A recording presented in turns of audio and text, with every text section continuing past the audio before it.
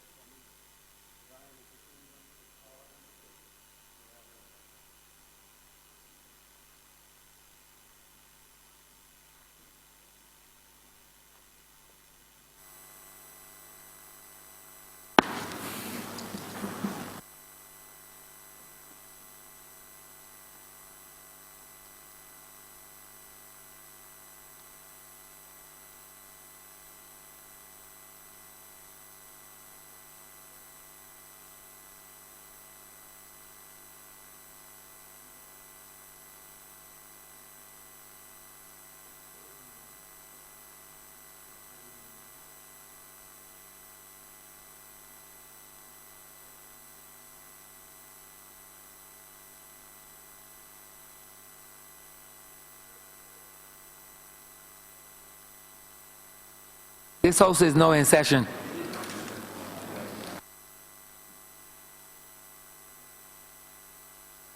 Minutes of the meeting held Tuesday 11th of December and Friday 14th of December 2018.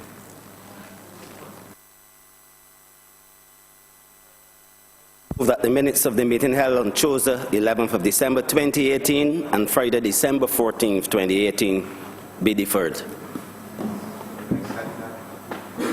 Question is that the minutes of the aforementioned dates be deferred. All those honourable members in favour, please say aye. Aye. Those against, please say no. Meeting, the ayes have it. The aforementioned minutes are deferred.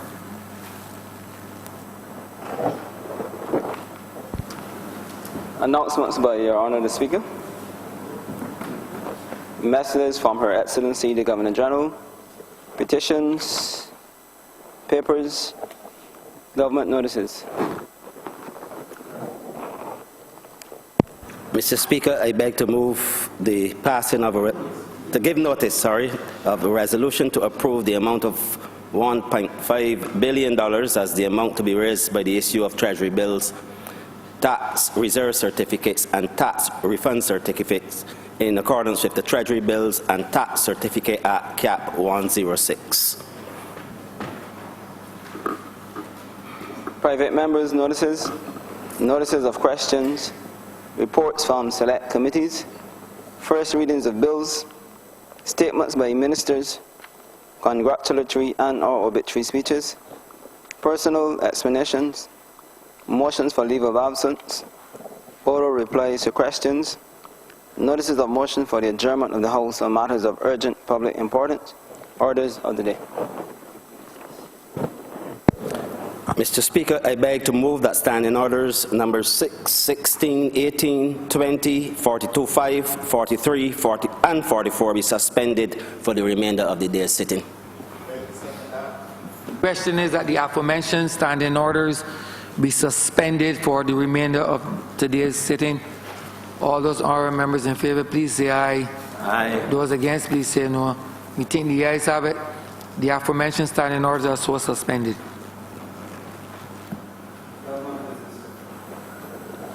Order number 6, in the name of the Honourable Minister in the Ministry of Finance, to move the second reading of the Public Finance Management Bill 2018.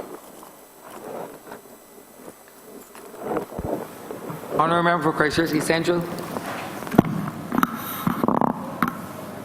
Mr. Speaker,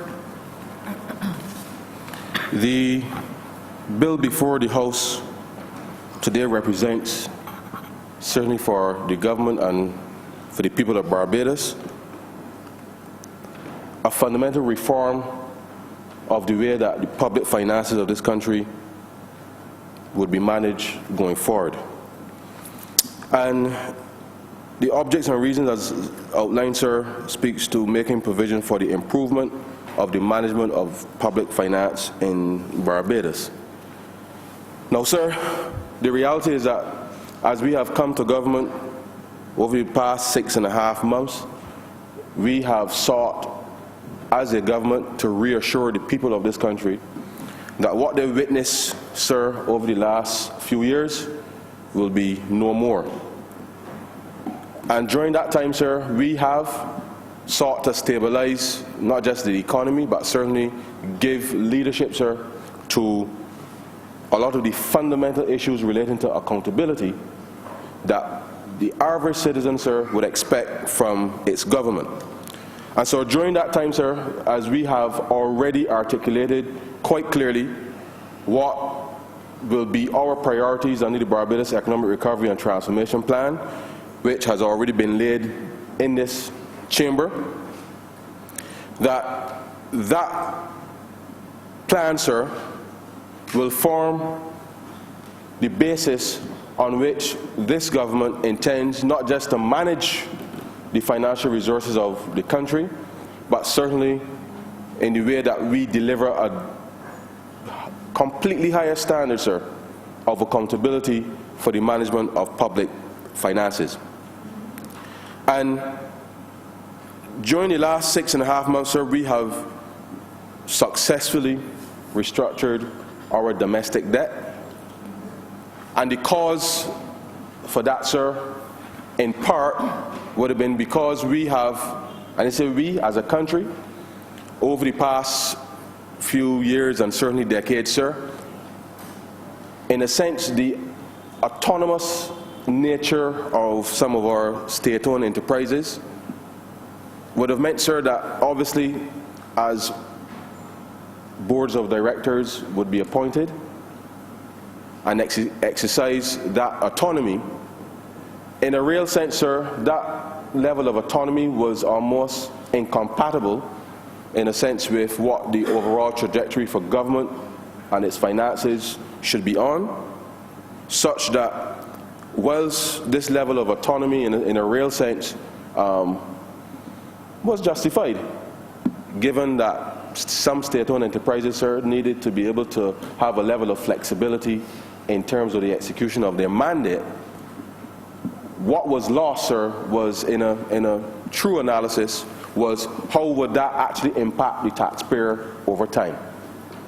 And certainly, sir, we saw an acceleration of the impact of that in the last few years, where a lot of decisions were being made and taken because of, in a sense, the autonomous nature of the state-owned enterprises, which then led, sir, to the taxpayer of Barbados, your constituents, sir, mine, and the rest of the members in the chamber, being exposed to contractual arrangements, sir, that clearly have come home now, sir, to roost.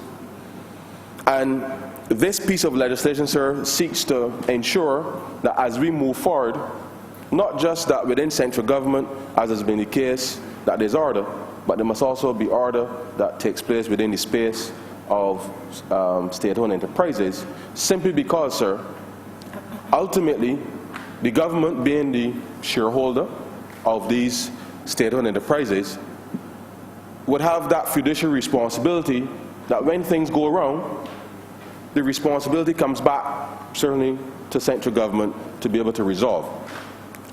And what we would have witnessed, sir, over the past few months, as we've sought to bring a level of order back to the public finances, we have had to almost forensically, sir, go through almost every single line item of all of the state-owned enterprises within central government in order to make sure, sir, that what the taxpayers of this country, sir, that what they were paying for made sense on the one hand, and that there was value for money.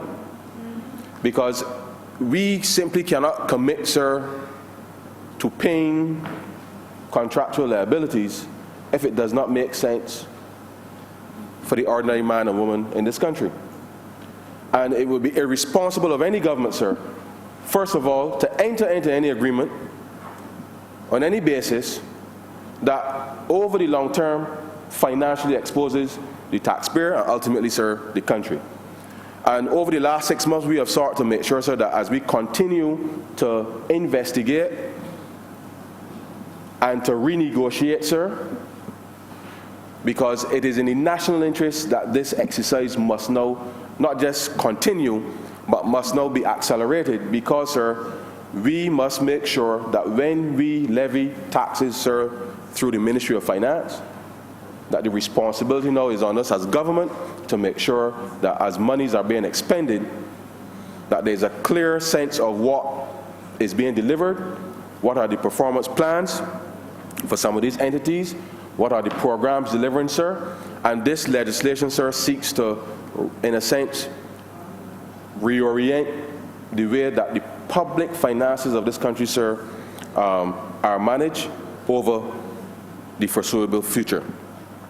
And so we have had to, in a sense, over the last few weeks and months, as we have sought to bring this piece of legislation to this House, continue to make sure that from the Ministry of Finance's perspective, that, sir, and I want to make it clear through you to the rest of the country, that under this piece of legislation, sir, the Ministry of Finance is not seeking in any way to stop any state-owned enterprise from executing its mandate.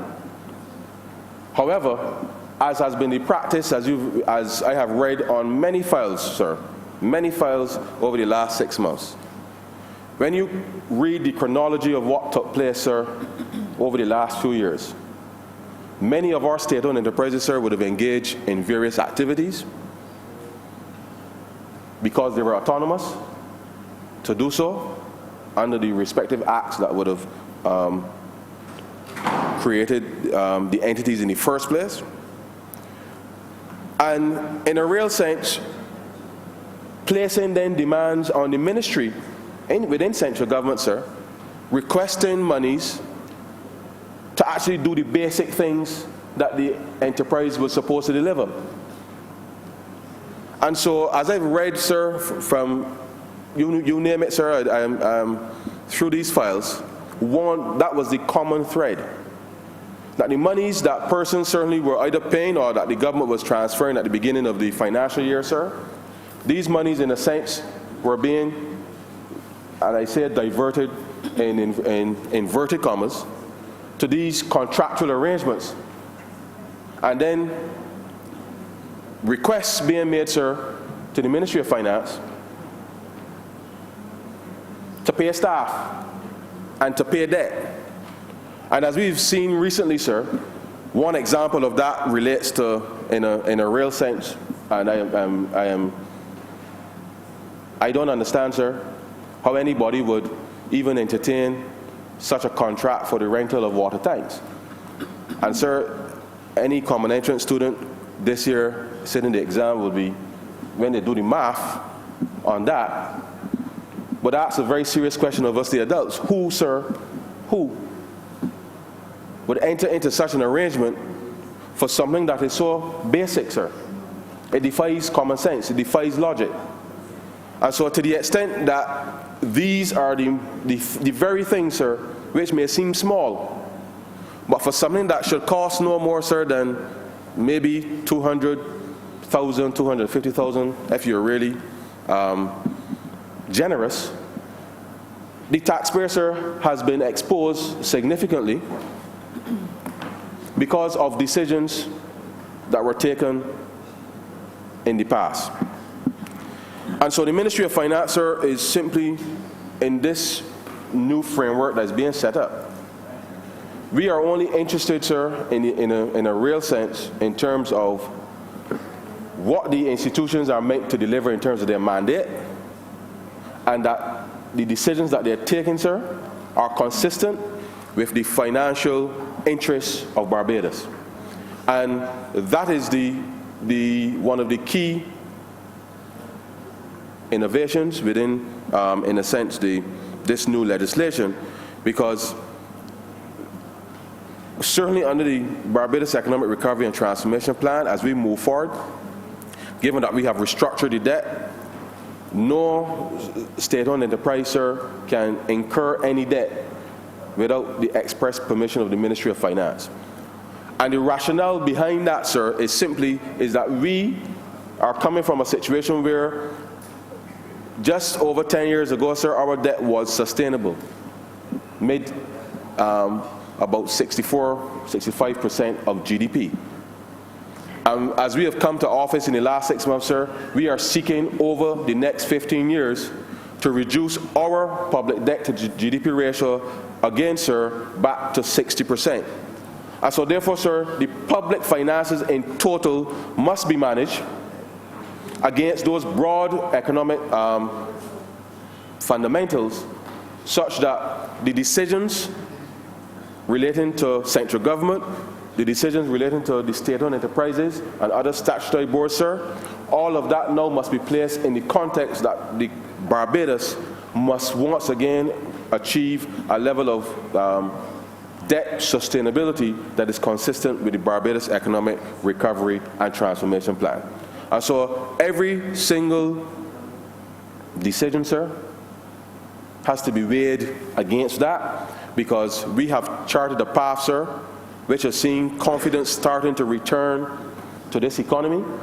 And so therefore, sir, we must make sure that all of the decisions being made with respect to the implementation of the various mandates of all of these entities, whether central government or state-owned enterprises, are consistent, sir, consistent with being able to achieve debt sustainability of 60% by 2033.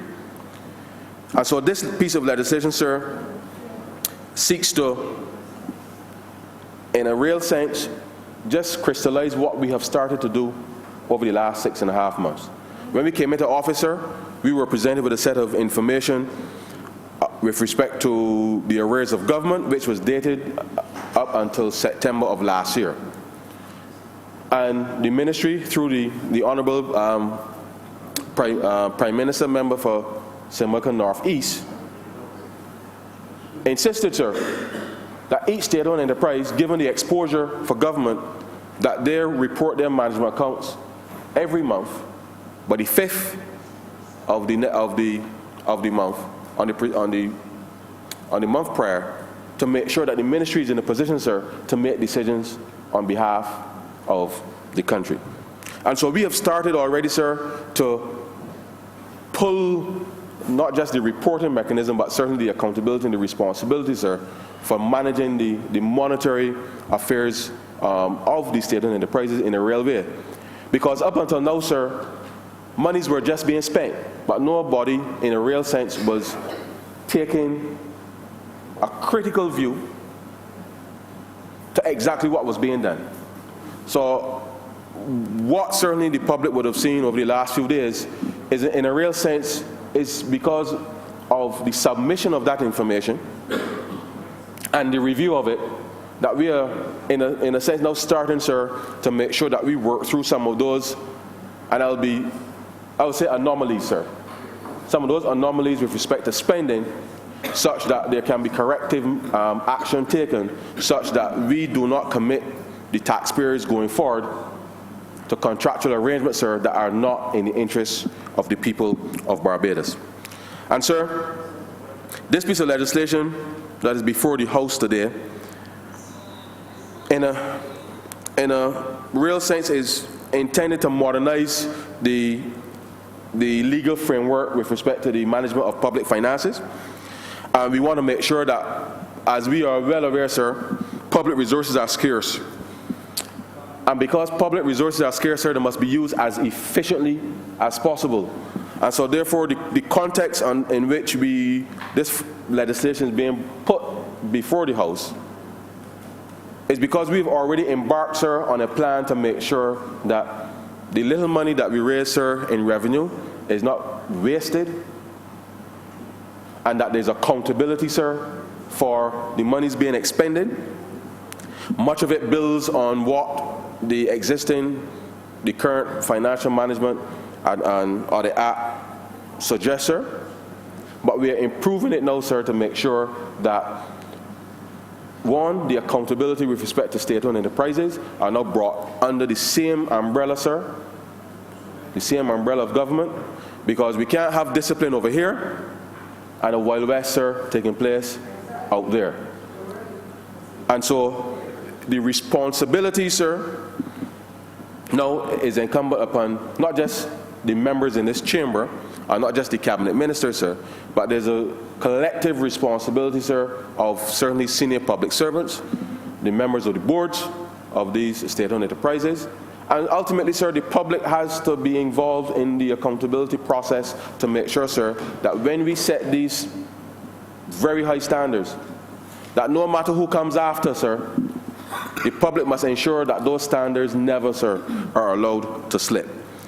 And so, sir, we have introduced into this public finance bill a section called fiscal responsibility.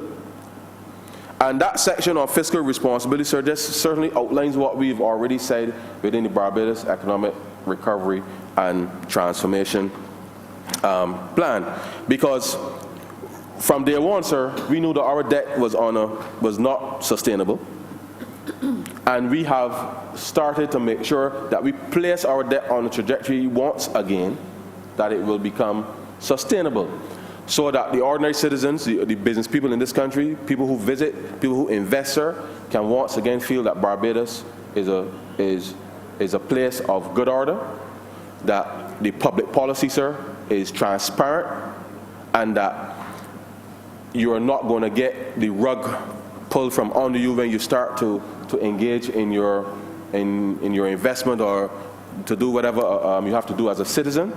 Because the one thing, sir, that is required for an economy to function properly is confidence. And when there's no confidence, sir, then there's nothing that you can do to get anything to happen. You need confidence.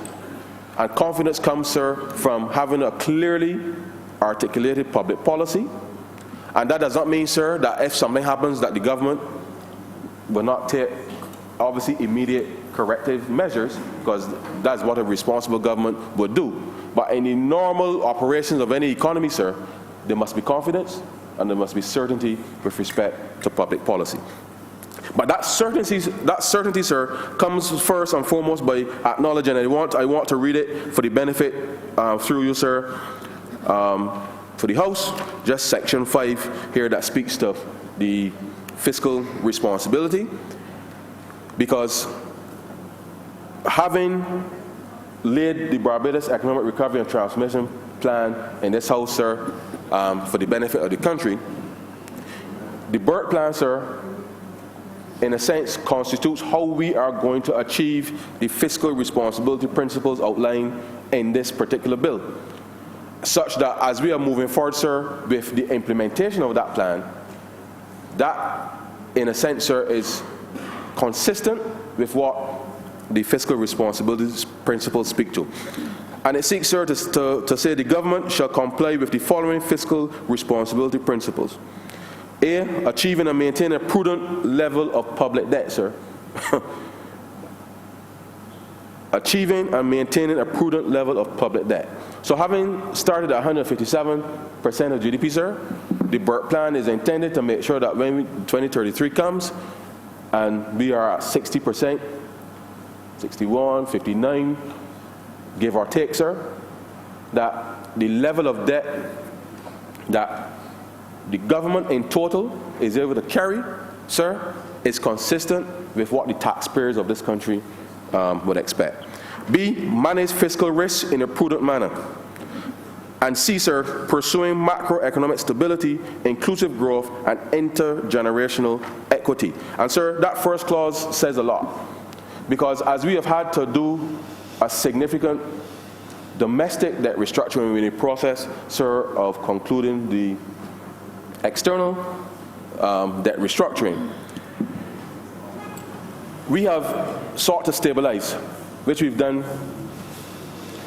The next phase, sir, is to make sure that as the economy grows, that it is as inclusive as possible. And certainly from it is our clear policy objective that where opportunities exist in this country, sir, that Barbadians must be able to participate, sir, whether individually or collectively through the various institutions, because inclusive growth, sir, is the only way that households and businesses in this country will become much more resilient, such that as we execute public policy going forward, sir, it means then that individuals, households, businesses will be better able, sir, to withstand shocks as they may arise, which is why you need inclusive growth. And that is a key thing, sir, to make sure that we deliver on throughout this process. Intergenerational equity, sir, might sound like strange language, but having restructured our debt, sir. One of the basic tenets in economics, sir, there's a concept called overlapping generations. And we have had to restructure our debt simply because, sir, it would be unfair to expect anybody doing common interest today that as they come of age, sir, over the next few years, to be faced, as they embark as young adults, to be faced with a level of taxation placed upon them which their parents and grandparents, sir, would have incurred. Because the idea, sir, is that with overlapping generations, you want to pass to the next generation a better Barbados than what you would have found. So to achieve a level of intergenerational equity, sir, part of the debt restructuring was to make sure that as our young people now come of age, they still need to appreciate, sir, that Barbados is definitely worth fighting for. But as they fight to improve Barbados, sir, they can't be weighed down by debts of your parents and your grandparents. And so therefore, we've had to restructure the public debt such that as our young people, we want them now to grow and build out new aspects of the economy, that they're able to deliver on that simply because, sir, we've been able to rebalance the debt profile. And that is why it is key to make sure that with each passing generation, sir, that you leave a better Barbados than that you would have found. 2, sir, it says the government shall set measurable fiscal objectives for the fiscal responsibility principles and shall report on the achievement of the fiscal objectives to Parliament and the public as required by this Act. Now, sir, as I said, the BERT plan, we've already articulated a lot of those targets, but as we move forward, sir, thank you very much. As we move forward, we shall continue, as we have been doing, sir, reporting not just to this Parliament, but certainly as we go through this process of reviews, that the publication of information, sir, because what I mentioned to you, sir, earlier about confidence, not just the publication of information, but the publication of information, sir, that people trust.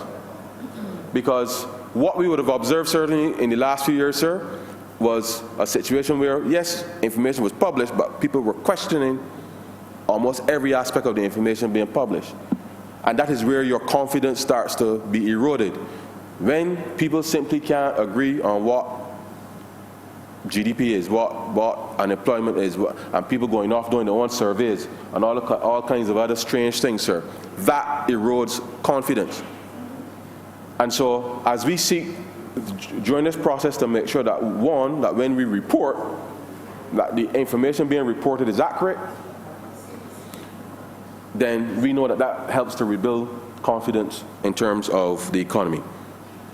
And sir, this is important because as we seek to manage now in terms of the various programs, as some of the state-owned enterprises then look at their mandates, we've already started to reform in a real sense with respect to what happens with the Sanitation Service Authority. We've given a stream of financing for that, sir. We've looked at some tourism entities and given a stream of income for that.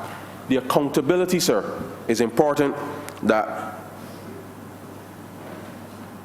every single citizen, sir, in this country, and the 30 of us in here, sir, as their elected representatives, must now ensure, sir, that when monies are spent, when we engage, sir, in contracts to execute the various mandate, that the first thing that must be on our minds is what is it that we are meant to deliver, and whether the cost associated with delivering that, sir, represents good value for money for the taxpayer. And the reality, sir, is that once we are consistent with that, then and we follow those principles, then we shall, sir, indeed remain on the path of achieving debt sustainability. But by the same token, we would have, sir, rebuilt in a real sense this Barbados economy on a foundation then, sir, that is a lot firmer than that we found when we came to office just a few months ago. Sir, this piece of legislation also speaks to the responsibilities of ministers. It speaks to the responsibilities of permanent secretaries. It speaks to the responsibilities, sir, of the Director of Finance. It speaks to, and this is part 3, roles and responsibilities. It speaks to the responsibility of the Accountant General, of a Chief Executive Officer. It speaks to the responsibilities of a public officer and a public office holder. It also speaks, sir, at Clause 17, to representations to the Minister, and at Clause 18, liability for funds. And, sir, I wish to bring to certainly the attention of the House this particular section, because this is particularly important, because we, as elected officials, sir, represent the people in this Parliament. But some of us, sir, also have other responsibilities as part of the executive. And we felt, sir, that as we seek to raise the bar with respect to accountability, that the roles and responsibilities are clearly defined, so that nobody can say, sir, going forward, that they did not know what they were supposed to do.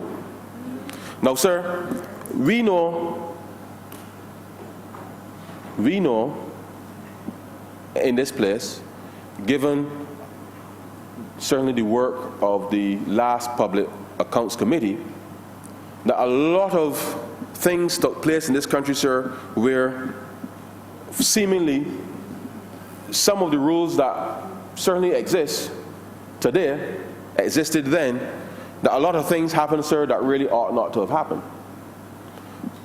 Cabinet ministers, for example, sir, did things unbeknownst to cabinet, and then the previous cabinet, in its own wisdom, then sought to ratify what the cabinet minister did.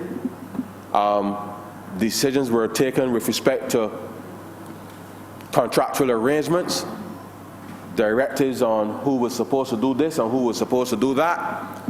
And, sir, the truth is that, in a real sense, represented what was not right about this country. And it represented, sir, what was not right about the way that the public finances were being managed. Now, sir, Clause 17 and 18 specifically, and I raise this here because Clause 17 and 18 of this bill represented, sir, Clause 33 and 34 of the existing financial rules. And whilst a lot of people read the bill, a lot of people didn't seem to read all of the rules, sir, with respect to public financial management and administration and the Audit Act. But I shall read, sir, Section 17 for the benefit of the House and for the country through you, sir.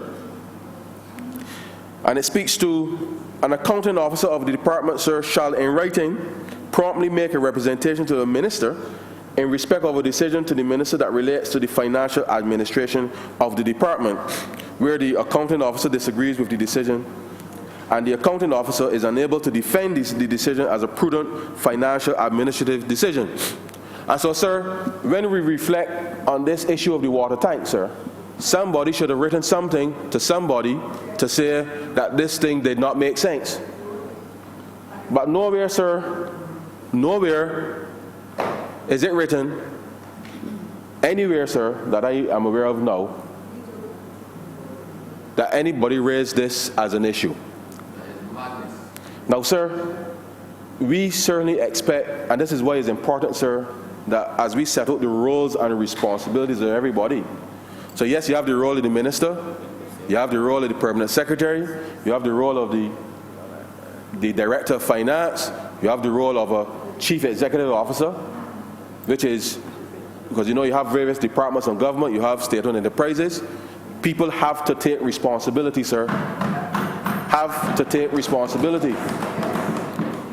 So you cannot, sir, say that you're going to engage in something that does not make sense and then excuse yourself, sir. Excuse yourself by feigning you didn't know. Because much has been represented to me, sir, over the last 6 months where people either forgot that there was a rule or some strange thing, sir, simply because people allowed a lot of nonsense to take place. And now that we have come now, sir, to correct a lot of these issues, people now recall what the rules are. So we want to make it clear here, sir, that this is not in any way to suggest that any of the ministers in here certainly would allow any of this thing to happen. But the reality is, sir, is that a minister does not get involved in the day-to-day running of departments. Well, I don't. Or state-owned enterprises. But if you do, then you must be prepared, sir, to face the consequences. Because if you direct something to happen, sir, that does not make sense and is not in the interest of Barbadians, then, sir, you have to be prepared. You have to be prepared to foot the bill. And Part B says, sir, regards the decision as inconsistent with his obligation to ensure that the financial administration of the department is carried out. One, to avoid waste of monies. To avoid waste of monies. And sir, it could not be clear. If you or I, sir, wanted to buy a water tank, it would probably cost each of us about $1,000. But sir, if we are buying 100 water tanks, it ain't gonna cost us $1,000 because we can get them at a bulk price. So even, sir, if we want to install 100 water tanks, sir, and we said that it requires some infrastructural work, sir, to be done, plumbing and all these things, sir, for 100 water tanks, even if we're generous, sir, even if we're generous, and we said that all of that infrastructural work to pour the cement and the steel and all that, sir, for these the concrete bases and the installation, even if we're generous, sir, and we said that costs $250,000, given that different sites will require different arrangements. Even if you're generous, sir, we cannot be paying, sir, millions of dollars, sir, renting water tanks, sir. That don't make no sense. My grandmother, sir, would be ashamed, who only went to school till 14, sir, but my grandmother, I swear, was the best economist I know. That does not make sense. So somewhere, sir, somebody should have written to somebody, said this don't make sense. And this is why, sir, it says representation to a minister. Because as we are going about trying to reform, not just the public finances, but in a sense, sir, restore confidence in public servants to do their jobs. We are not everywhere all the time, sir. So when something does not make sense, sir, people have to bring it to the minister's attention that, well, this thing ain't making sense. Because when you look at the fine details, sir, the fine details, this is what matters. The fine details, sir. The fine details, because this matters. Because if we continue to engage in that, sir, the people will want to be mad. You cannot be paying millions of dollars, sir, for something that reasonably, sir, reasonably. And I think my colleagues would say to you, sir, that I don't spend a bad cent. And the reality is, sir, that when I reflect on that, sir, it really galls me. Because a good thing. Remember, you don't spend a bad cent, and be careful with your two negatives. Of course. So if you don't spend a bad cent, be careful. Acknowledge, sir. Acknowledge. But seriously, sir, people of this country, sir, have been taken for a ride. And as we seek to restore a level of confidence, sir, a lot of information is going to come to the public. And with the best will in the world, sir, the Auditor General, his plate is full already. His plate is full already, sir, with all the things that have already been highlighted in the last few years, because people read his report, sir.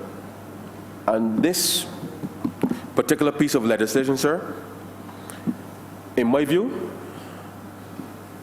lays the foundation for us to fundamentally reform, sir, the way that government does its business, does the people's business, I should say. How we relate to people. And I believe, sir, wholeheartedly, that with this legislation, this starts a process where the publication, sir, of the Auditor General's report over time, we will start to see a difference in the trajectory in terms of what is written there. Because, sir, I can tell you this. This legislation in of itself cannot prevent things from happening. But this government, sir, if something happens, we are going to take the responsibility for dealing with it. And in taking that responsibility, sir, when something happens, if it happens, and we are taking the appropriate corrective measures, then whenever the Auditor General publishes his report on an annual basis, and the public of Barbados, sir, sees that a lot of the things that used to happen are no longer happening, sir, people will then start to get a renewed sense of confidence that their government, sir, are making decisions in their interest. Because like it, a lot of people, sir, read the Auditor General's report. People meet me on a regular basis, and that is perhaps one of the most frequent things that people speak to me about. And people want something done about what has been written in the Auditor General's report year after year after year after year. And while, sir, we cannot change all of that in one fell swoop with respect to the passage of one piece of legislation, but we, sir, are committed to making sure that public accountability, sir, is at the forefront of what we are doing in our Barbados economic recovery and transformation. And this piece of legislation, sir, represents what we feel, sir, is the basis on which the government now will be conducting the people's business. Sir,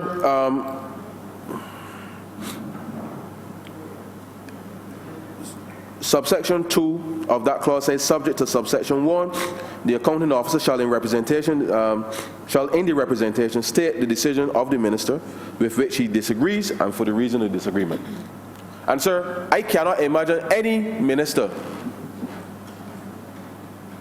being alerted to the fact that, as I conservatively estimate, sir, reasonably, that if to do these water tanks it would cost $250,000, and you state that, look, sir, this is a reasonable cost, as opposed to paying $3, $4, $5 million up until now, I cannot imagine, sir, that a representation being made to a minister. I cannot imagine, sir. But then insist that you continue on a path where you expose the taxpayer, in a sense, to a liability that does not make sense. But, sir, we are faced with that. And that, sir, we shall have to correct. Because as we have asked people, sir, and make no mistake about it, sir, you've already realized that as we've gone through this transition period, the Prime Minister always says, sir, many hands make light work, and we have to spread the burden. And we can't ask people, sir, to, on the one hand, with respect to the debt restructuring, we've had to deal with that. We've already gone through a process, sir, where because of some of these very said agreements, we've had to, unfortunately, sir, let go of some people from the public service. And so therefore, sir, a lot of this so-called renegotiation of contracts, sir, is just part of the shared burden. So we can't go forward, sir, on a basis where if we are spreading the burden must be shared fairly, and where obviously there are any egregious situations that relate to government, sir, then it would be remiss of us, sir, not to engage on behalf of the people, because somebody else made a bad decision, sir, and exposed the taxpayers, we can't continue with that. And so therefore our basis, as we go through every single line item, sir, of every state-owned enterprise, every single line item with respect to what's happening in the central government and its commitment, sir, that we must make sure that we are not committing ourselves, sir, indefinitely, exposing the taxpayer, because, sir, people have paid their taxes dutifully. And people expect, sir, that having paid their taxes, that they will get a level of government that is consistent with what they are paying for. Sir, Section 18 speaks to liability for funds, and it basically says, sir, where an accountant, notwithstanding Section 17, where an accounting officer of the department objects to a decision of a minister that relates to the financial administration of the department, and the objection involved the liability of the accounting officer for monies of the department, or the regularity or propriety of payments of money of the government, the accounting officer shall A, in writing, the decision of the minister, the objection to the decision, and the reason for the objection.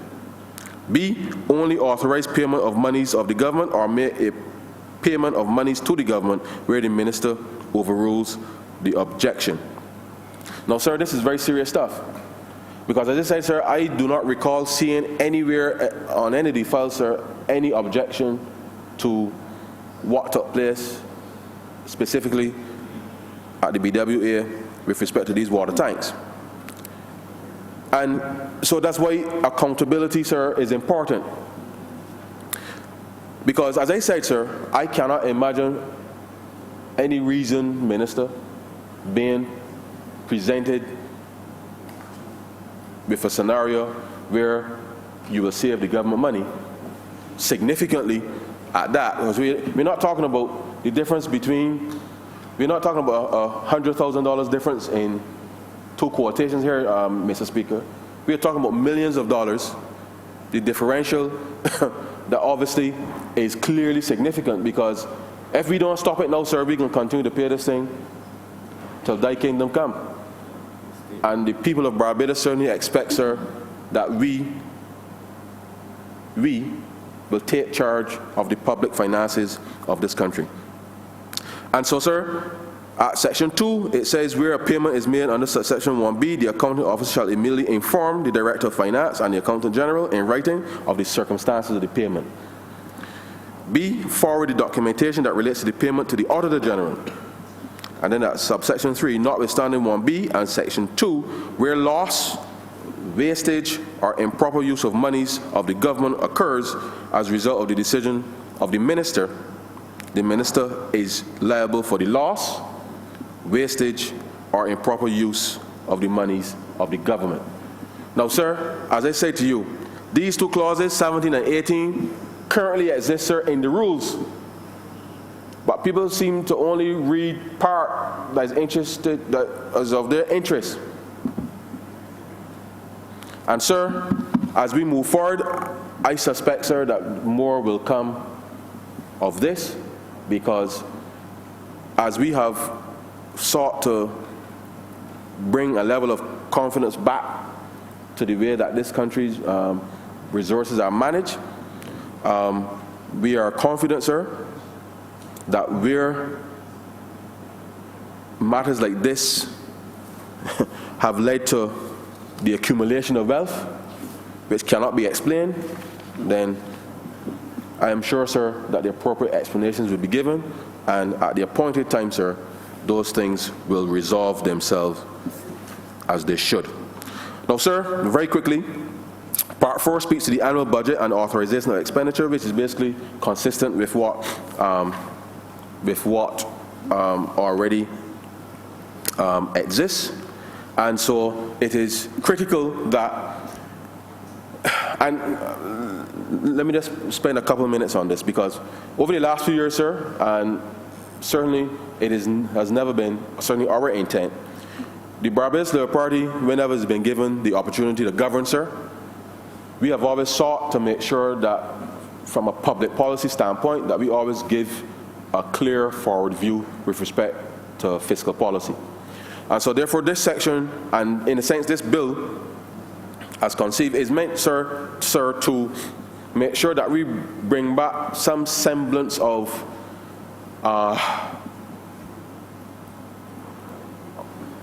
for lack of a better word, sir, order. Because we feel that as government seeks to execute its mandate, that we need to give the public, sir, investors, businesses, consumers, enough forward-looking information to be able to plan. And to do so in a way that everything is pretty much almost predictable, so that there are no real surprises. However, government obviously may, from time to time, something happens. There might be some type of disruption because of perhaps some kind of natural disaster or some international economic shock that the government may need to respond. So this section just speaks to, sir, the way that the government intends to, in a sense, in a real sense, establish what will be a calendar of things that will happen throughout the budget year. But of course, sir, nothing in this section stops the government, should it need to respond to an emergency, from, in a sense, deviating from that normal cycle. Because as we have had to do, sir, in the last 6 months, certainly we have been very busy trying to, in a crisis, trying to restore confidence. And as a result, we've had to do things in a manner in order to rescue the current situation in a way that did not necessarily give enough advance notice. But that is not the norm of the Barbados Labour Party, sir. The Barbados Labour Party, under normal circumstances, sir, would give a forward-looking view with respect to public policy, with respect to taxation, such that the various interests will be able to respond and prepare themselves such that the economy, sir, and that's where confidence now comes. And so certainly as the next fiscal year rolls in, and the one thing that we have to do next year, and as it relates to this section, is we're, as the Prime Minister indicated in her ministerial statement, the tax reform that we have to do now for individuals next year is in a sense, a piece of the puzzle that is critical, because having dealt with the corporate and to deal with the individuals next year, then that should give, sir, the forward-looking view with respect to the fiscal policy for this country, such that all involved, sir, will be able, from fiscal year 2020-21 going forward, will be able then to know this is the lay of the land with respect to public policy. So having delivered the budget in June, and we've given the timelines for those measures that we introduced then, to be able to, in a sense, fill the gap that existed, that we then post, in a sense, 2021 going forward, where the public policy with respect to tax policy and the reforms that will continue from therein should be on a trajectory, sir, that delivers a level of certainty for government, as well as the taxpayer. Now, sir, Part 5 speaks of financial management, and these are, in a sense, consistent with what is in the existing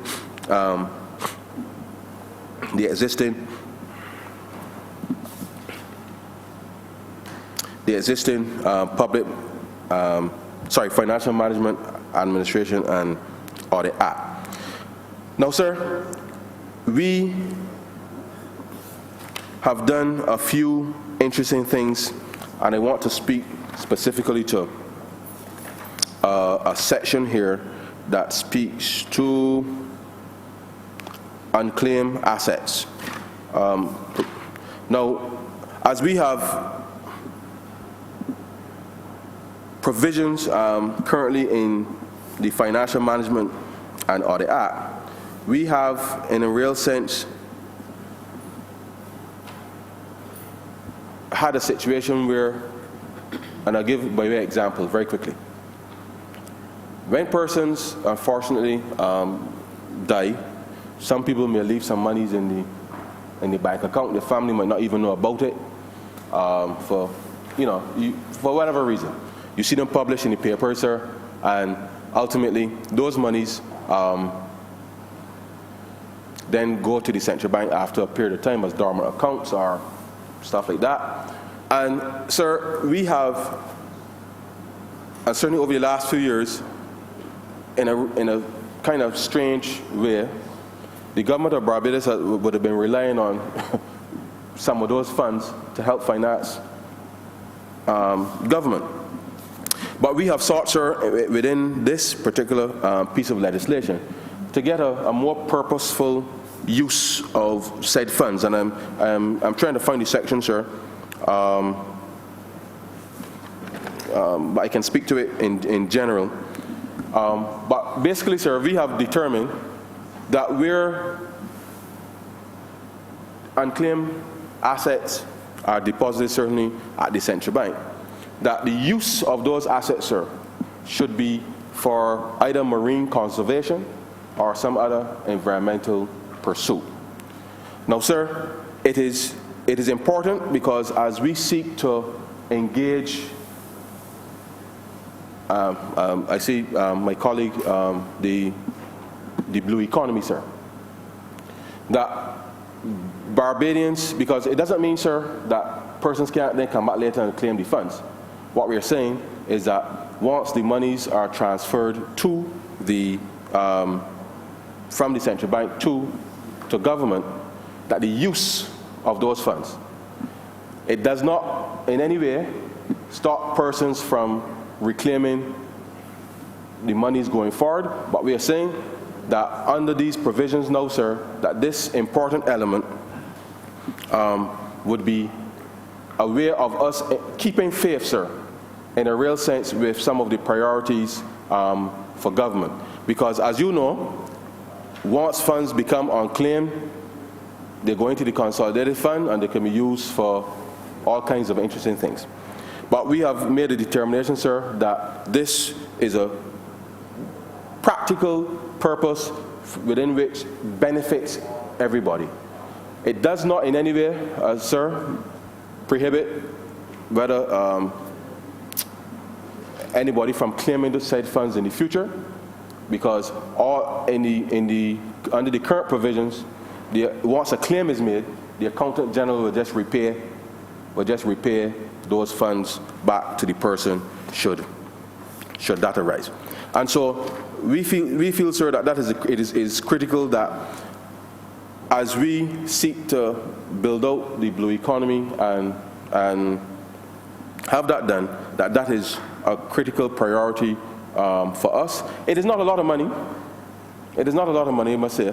But the reality is that we feel that the use is a critical and important matter, which signals to us and certainly to the country that this is a priority for government to be able to undertake.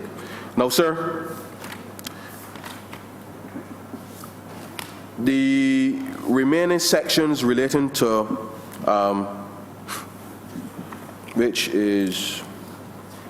speaks to the banking relations, which are under the existing piece of legislation, the requirements for borrowing for non-current requirements, payments of loans and monies, sir, these are consistent with the existing Financial Management and Audit Act. An important element here, sir, is at section 63, there's going to be the introduction of internal audit for government, and this will be a new function, which is not to be confused, sir, with the Auditor General's office, because having the Auditor General does his audits of government departments, what this internal audit function is meant to do, sir, is to make sure that the improvements with respect to the delivery of accounting services across government, that there's actually going to be a set of people who will actually go about making any corrections or the important work to make sure that where issues are highlighted, that those issues can be corrected internally from the departments. And so that, sir, is an important element to this bill, because for the very first time, even though some of the state-owned enterprises may have an internal audit officer or maybe a small department, but government in of itself, some government departments would have an internal audit function, but that is not the case across government. And so what we are seeking to do is to make sure that where there are issues, that the government has actually a mechanism for correcting said issues, and the internal audit function, sir, is meant to be able to, in a sense, either prevent things from happening that shouldn't happen because of either staff not appropriately trained or what have you, but it gives certainly the government the ability to make sure then that if something happens, that there's a set of people following up to make sure that corrective measures can be taken with respect to that. Part 6 speaks to the Auditor General, sir, which is Part 4 of the existing Financial Management and Audit Act. And the Auditor General, sir, as I've been at pains to state, sir, we believe the public reads his report and they form, in a sense, a view of government and how government spends money based on what is written in his reports. And this legislation, sir, in no way will influence, in a sense, the Auditor General in the performance of his function. All we are saying, sir, is that the legislation, as we follow it, allows the government then to address some of the very issues that the Auditor General would have raised in the past.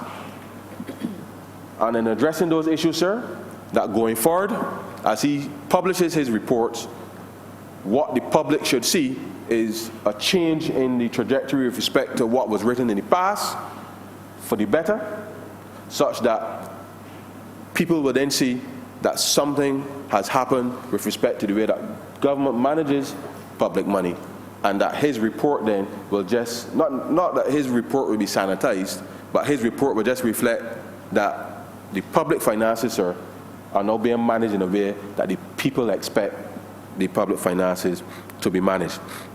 Now, sir, Part 7 speaks to accounts and reports. And, sir, the truth is that certainly the member for St. Michael South Central can assert, sir, that I have read so many reports in the last 6 months, and I'm sure that she has too, that we have started a process within government where the reporting element leads to greater accountability. Because the reality, sir, is that once you may submit a report today, and I may not read it today, but I'm going to read it either tomorrow or next week, and then the questions will come. And as we've been doing our reading, sir, because as you know, sir, what gets measured gets done, and the reporting that we have already started, sir, whilst it's still a work in progress. We've been able to get through a lot of stuff, but of course there's still more to be done. And so it's like a puzzle piece, sir. The more you read, the more you realize how big this hole we are still in actually is. And the reporting, the accounts and reports section here now, sir, is really intended not to overburden anybody with respect to their function.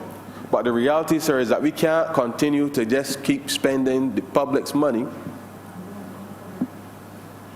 and nobody is analyzing whether or not the money that's being spent, sir, is actually delivering what is supposed to be delivered.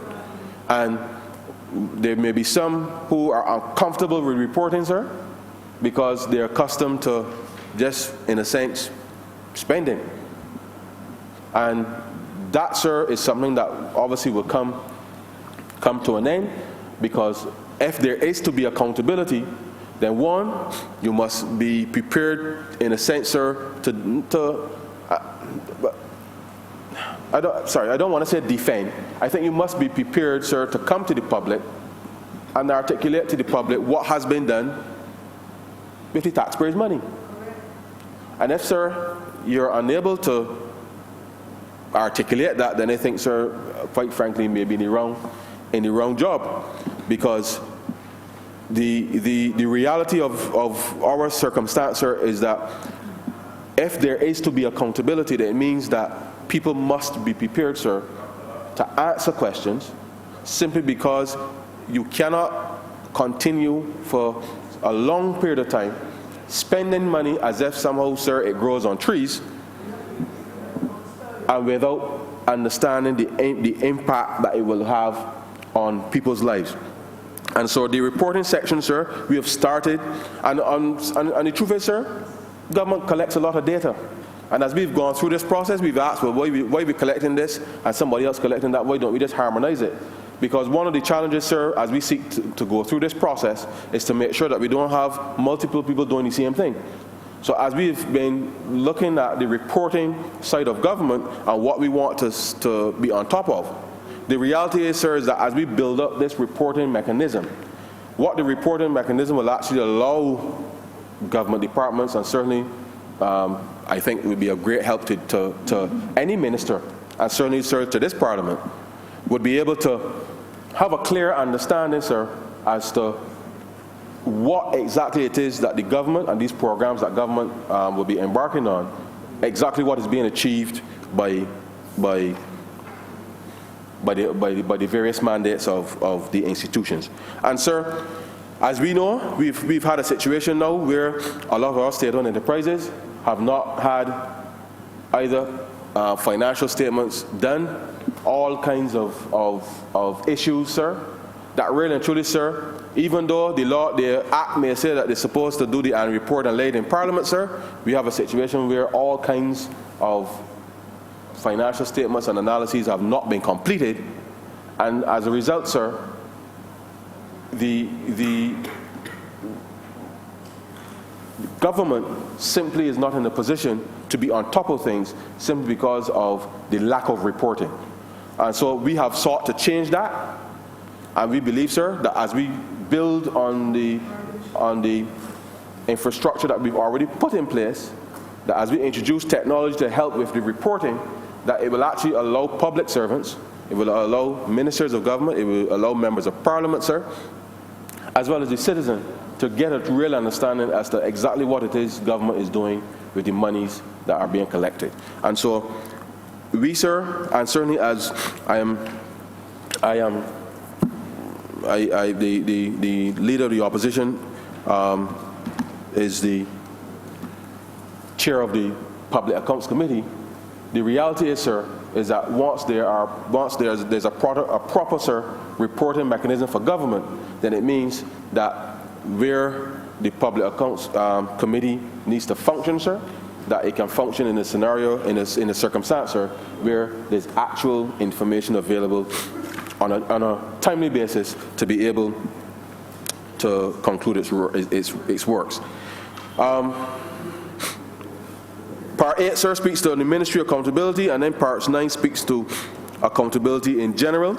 And one of the key elements in this section, sir, speaks to the training of the board members for state-owned enterprises and what we call now commercial state-owned enterprises, because we believe, sir, that once you've been appointed to a board of any entity as it relates to government, that we know must make sure that they have been exposed, sir, to the appropriate level of corporate governance training, such that we are comfortable, sir, that the persons understand, sir, exactly what their responsibilities are with respect to the public finances, what are the responsibilities with respect to the mandate in terms of the board, such that as directors acting, even though they may be appointed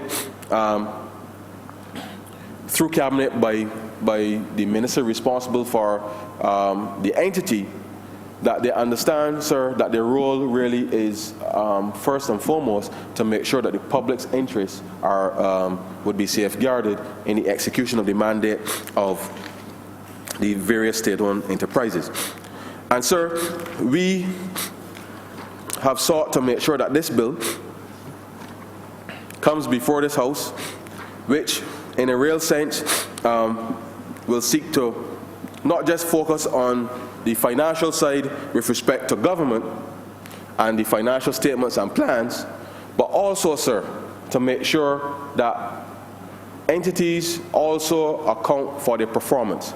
And in accounting for the performance, sir, that the targets that they are meant to be able to deliver, entities must be able to account, sir, for what has happened under their mandates.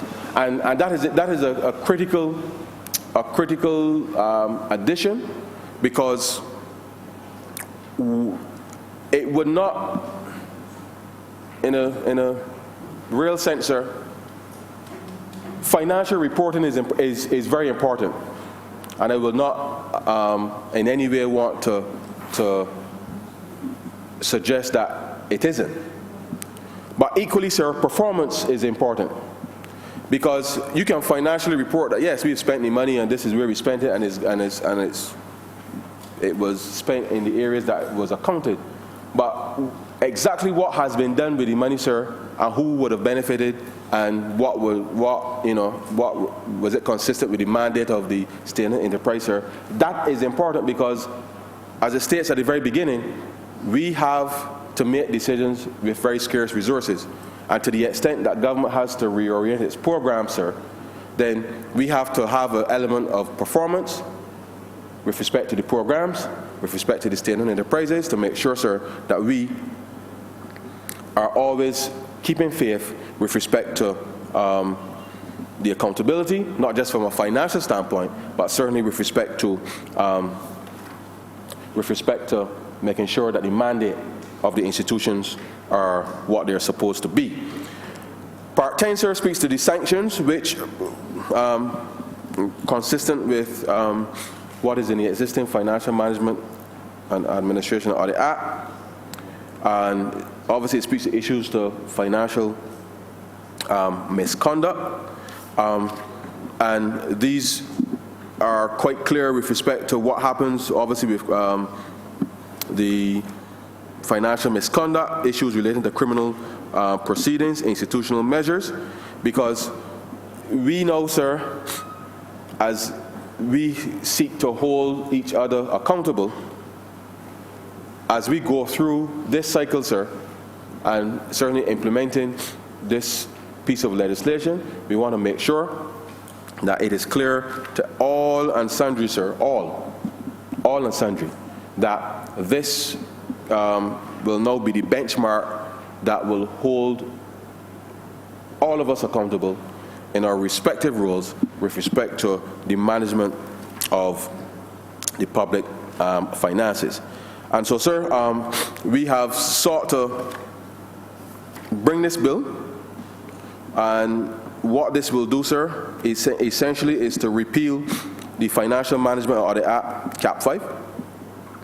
We will save the rules, sir, under the Financial Management and Administration Rules 2011, the Financial Administration Audit Supply Rules 1971, sir, with the schedules as amended.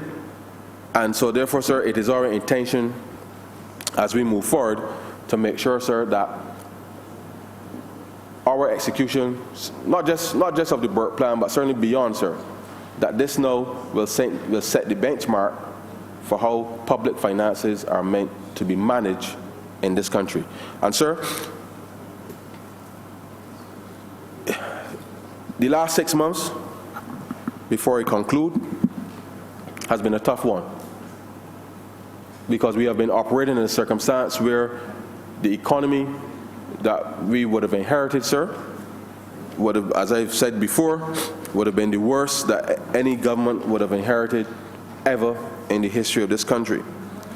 But sir, under the leadership of our Prime Minister, the Honourable Member for St. Michael North East,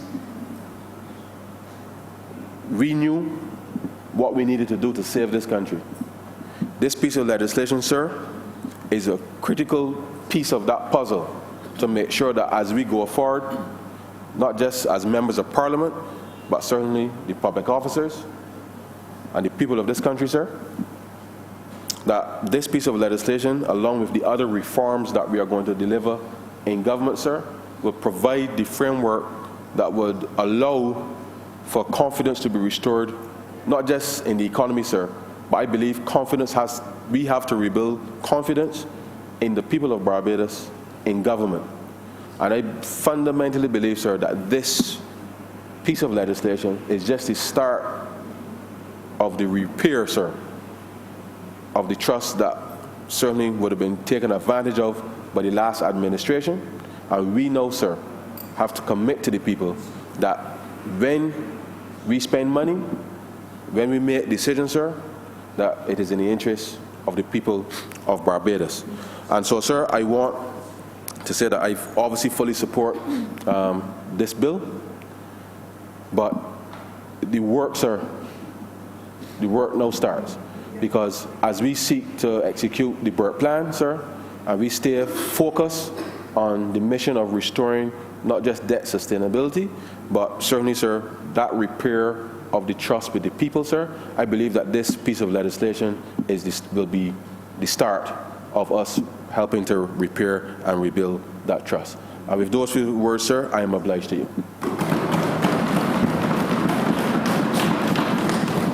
I beg to move that the bill be read a second time.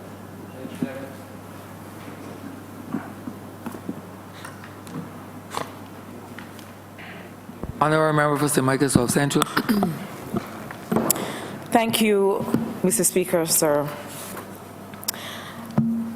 Sir, this morning, notwithstanding, as the Honourable Member for Christchurch East Central has indicated, notwithstanding the several months of intensity that this cabinet, which the Honourable Member for St. Michael North East, the Honourable Prime Minister, often refers to as a war cabinet, because we are coming in under dire and extreme circumstances and having to do quite a bit to right-size and balance the country and the economy.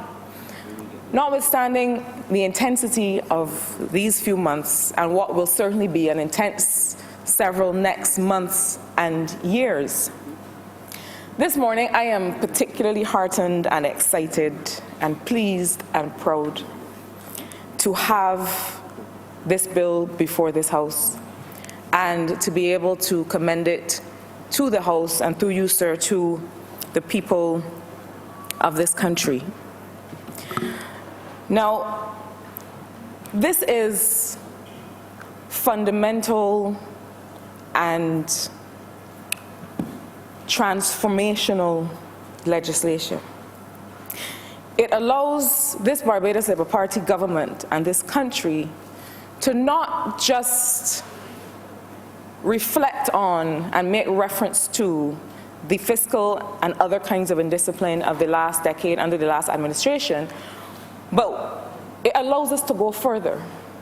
It allows us to hold ourselves and all future governments and administrations to a standard of accountability and of discipline in our action and of transparency in our action and our service to the country that is going to mean that this country will never return to the dark period that we have seen in the last decade. And so this morning, sir, notwithstanding the frog in my throat and the fact that I'm a little bit under the weather, I am very heartened and very excited to be able to commend this bill.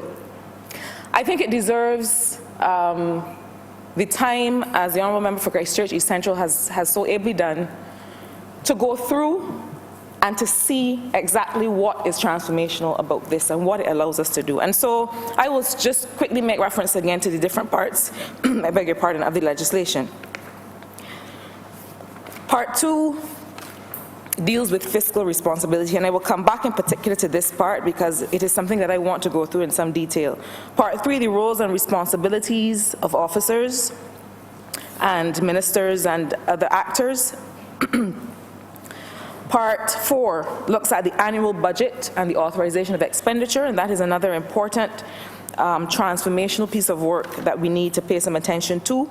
Part 5, issues of financial management, including the authorization of expenditure.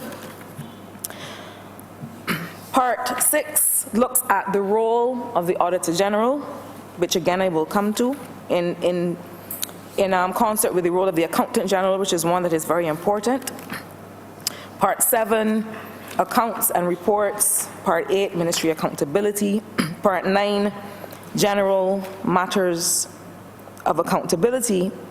And Part 10 looks at sanctions. Now, I want to go, sir, to the area that deals with fiscal responsibility principles.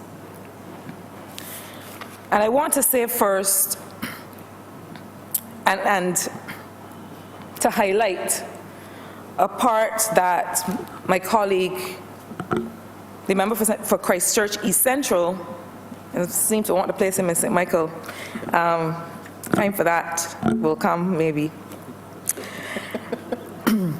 But I want to highlight the part that relates to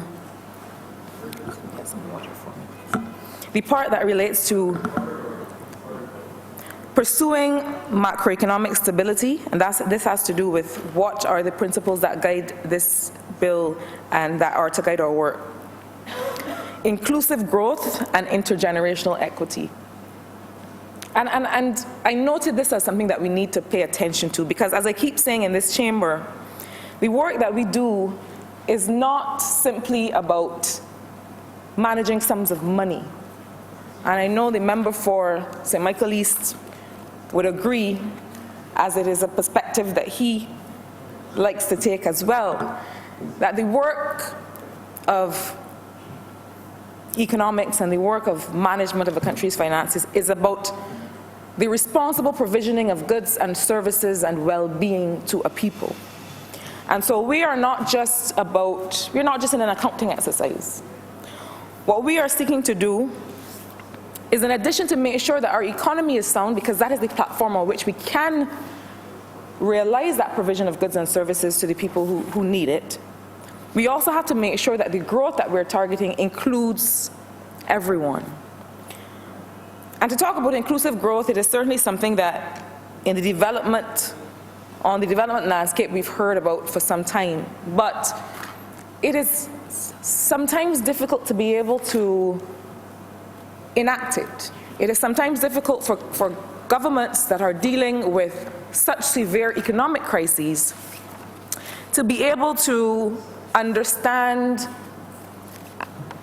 how to formulate policy that will allow them to achieve, or allow us to achieve, inclusive growth. What does that mean?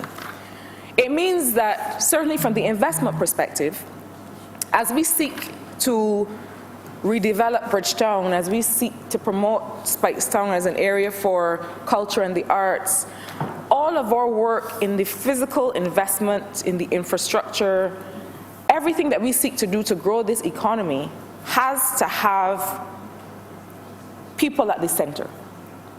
People in terms of their ownership of wealth and assets, in terms of their ownership of companies that will be able to deliver services, in terms of their employment. People need to be leading that growth. Apart from inclusive growth, one of the things we often talk about is job-led growth. We don't just want a certain 1 or 2 or 5% at the top to be benefiting from the growth that the economy sees. We want to make sure that all benefit. We have shown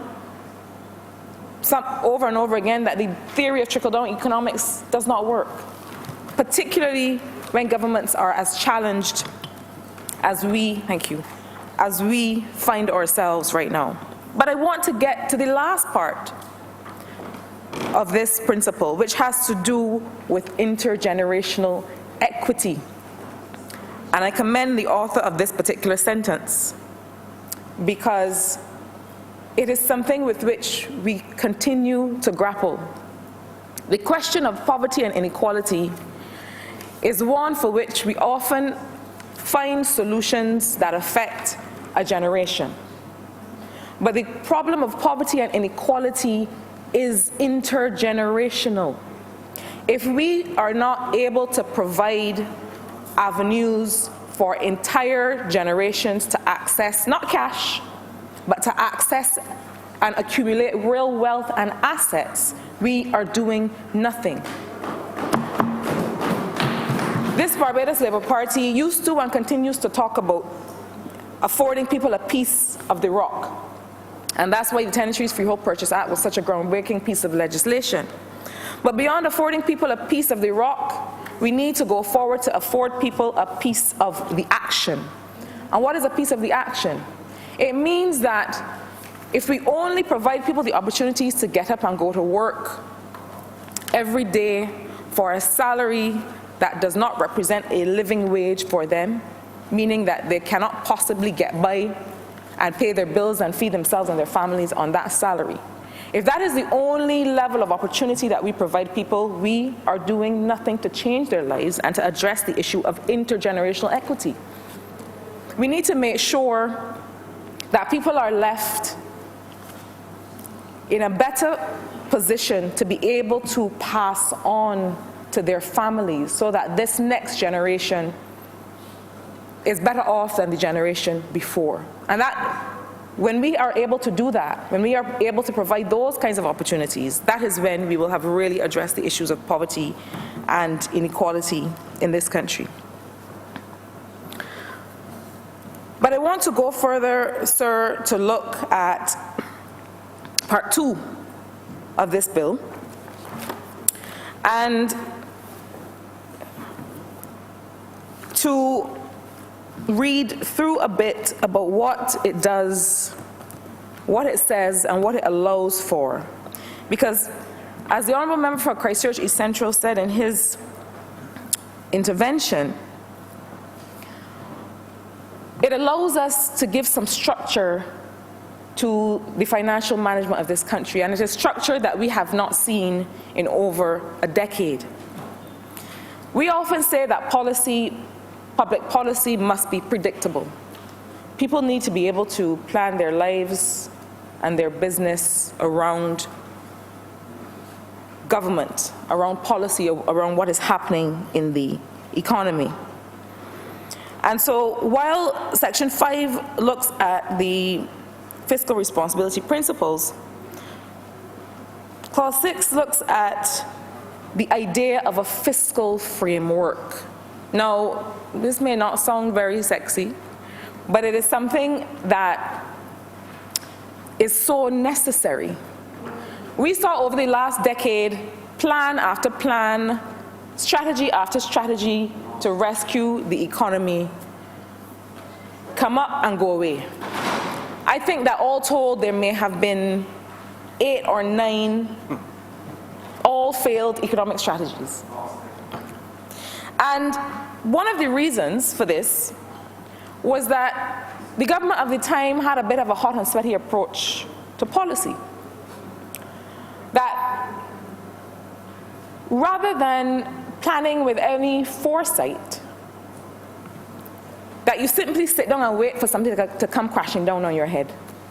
And then you pull some people in a room and get them to write a document that is not very structured at all, that has really just a laundry list of things that you would like to see happen, but really have no plan for making happen, or really no real intention of having happen.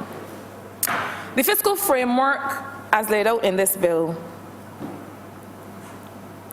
allows for the fact that the ministry responsible for finance will prepare a document to be known as the fiscal framework, which shall review the performance of the previous financial year against the fiscal objectives It will present a macroeconomic outlook for the country, and it will set out the fiscal objectives and the policies for the medium term.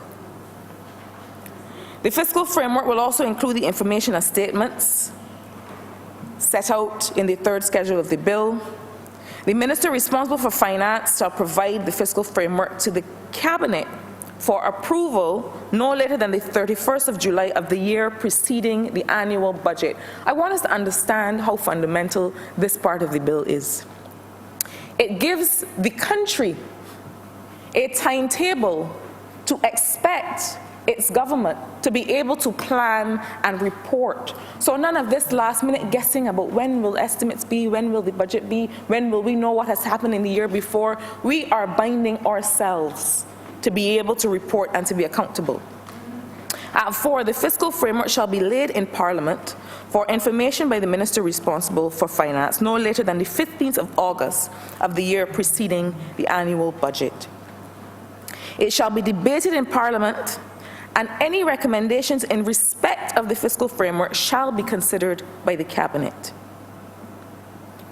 7, the minister responsible for finance shall have laid in Parliament an explanation of why the government is not adopting part or all of the recommendations made under subsection 5 no later than 21 days after making the cabinet decision on the recommendations. Sir, I want us to appreciate what a change in approach, in attitude and direction this represents, not just for government, but for the people of the country. The Director of Finance shall publish the fiscal framework on an official website of the government on the day the fiscal framework is laid in Parliament, and shall make it available to the public in printed form as soon as practicable. The Director of Finance shall publish the recommendations of Parliament on the framework, and the Director of Finance shall also publish any changes made to the framework in response to the recommendations of Parliament on an official website of the government no later than 3 weeks after the changes are agreed to by the Cabinet. Now, over the last few years, I have seen several members of the public on social media, walking down the street, everywhere you go, express anxiety, anguish, and concern about what is happening in its government over the last decade. And I have seen friends and colleagues try their best to get information, try their best with every good intention to ask questions, including of public officials and government ministers, to no end. This part of the bill allows all to see and to know when to expect certain reports on government performance and certain plans for government revenue and expenditure, and to be able to hold its government accountable for those things. Part 2 of the bill also allows for a mid-year review report and annual report. And sir, forgive me for reading, but I think it is important for the country to hear through you the specifics of what we are doing here, because this is not general. General in matters of public accounting tends to get you in trouble. We are holding ourselves to very specific things. The ministry responsible for finance shall include information on progress against the fiscal framework in a mid-year review report by the 15th of October each year. The ministry responsible for finance shall include information on progress against the fiscal framework in the annual report of the performance of government as specified in the fifth schedule, and the schedules of the bill allow you to see exactly the content of the reports that are referenced in the bill.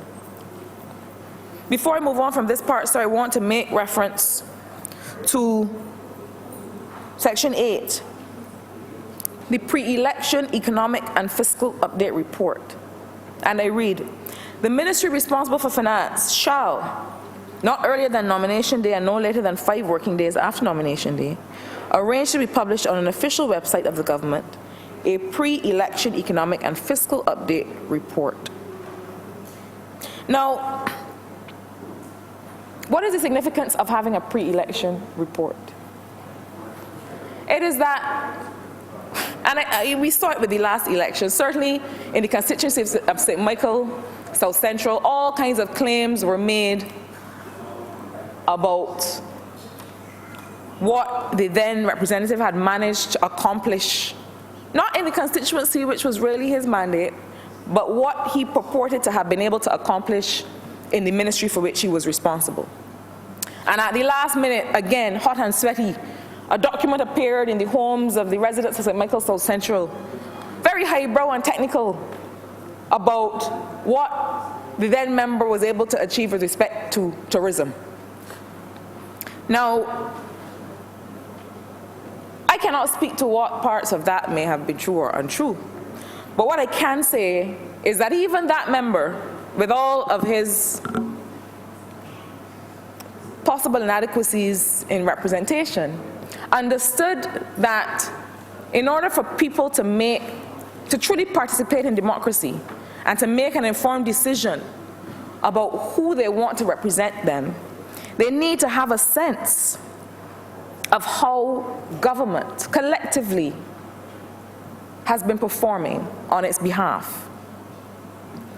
And so, while this bill does not cover issues that have to do with having a set election date, which might be something to be considered and to be further discussed, it is important not to be able to manipulate the sensibilities and the emotions of a pre-election public with all kinds of random claims at all kinds of 11th hours. And so what this report provides for is for the government to be able to say exactly how it has met the objectives set in the fiscal framework, exactly to what extent it has been able to implement the recommendations set out, and to be able to report to the people of the country. And lastly, on this part, with respect to deviation from fiscal objectives, the government may deviate from the fiscal objectives stated in the framework on a temporary basis, where that deviation is due to a significant unforeseeable event that cannot be accommodated through the use of other measures provided for in this Act or prudent fiscal policy adjustments. Government must have the space to be flexible in keeping with the general principles of accountability, of maintaining macroeconomic stability, inclusive growth and equity, and transparency to the people. I want to go now, sir, to the part that speaks to the roles and responsibilities, part 3, of, in particular, the Accountant General, and then later in the bill we get to the role and responsibility of the Auditor General. And I will not tarry much here, except to say that at 14, when we look at the role of the Accountant General, and subsection 3, in conducting an audit or examination or carrying out any responsibility under the Act, the Accountant General may summon and examine upon oath, declaration, or affirmation a person with respect to any matter related to the audit, examination, or other responsibility. And the Accountant General may similarly require a person to produce any records or information.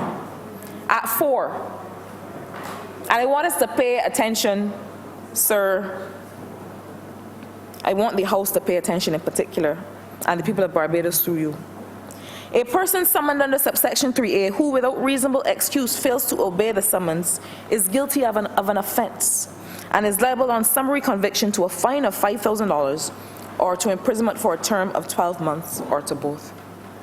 Sir, you cannot simply decide that you are not to be accountable under the provisions and the institutions and the systems that have been established to hold us all accountable. One cannot simply fail to be held to account or fail to agree to be held to account. And under the bill, there are provisions for those, like some of those under the last administration, who, when asked questions by the Accountant General, when asked questions by the Auditor General, when asked to appear before the Public Accounts Committee, simply decided that these key institutions and these key pieces of legislation that are meant to hold them accountable did not matter. And what were they saying? That the people of Barbados did not matter and do not matter, and they could do as they like without fear of consequence and with impunity. And we are here to say today, sir, that those days are over. That is no way to run a country. That is no way to treat the people who have elected you to serve on their behalf,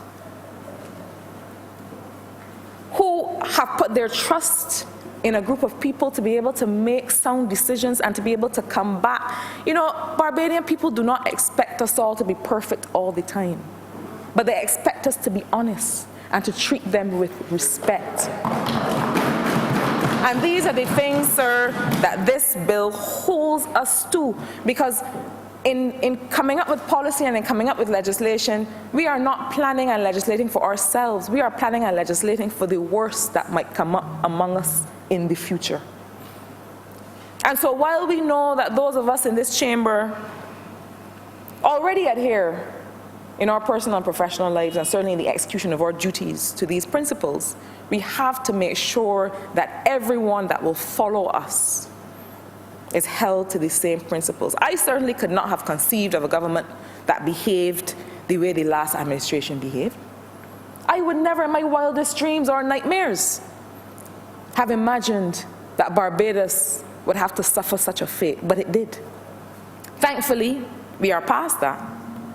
But what we have to now make sure is that we never return there.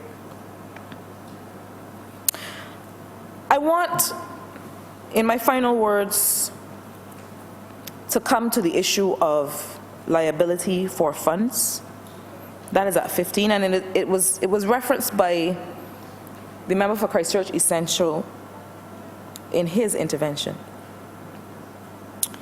And it has to do with the responsibility of public officers to flag issues of misappropriation or potential policy misdirection that ministers may find themselves entrapped in for whatever reason, but also the responsibility of officers to be able to manage the accounts of the entity, whether central government or state-owned enterprise, and not simply answer to directives of ministers that, as we saw in the last administration, may not have been acting on the basis or in the interests of the entity or the people of the country. And as I reviewed this section, I reflected on the matter that had to do with the sale of BNTCL, and the fact that we saw that all kinds of monies were paid, checks signed by officers who had a fiduciary responsibility to the board, monies paid for legal services associated with a sale that was ordered to be halted by the Fair Trading Commission. And that after those proceedings were ordered to be halted by the Fair Trading Commission, monies were paid for legal work that was to be associated with the sale itself. So in other words, the fact that there was no sale meant that there could not have been any fees. And we saw... Could or ought not to be, honourable member, could or ought not to be. Choose your words carefully. I am guided by you, Honourable Sir. Ought not to have been any fees associated with that sale.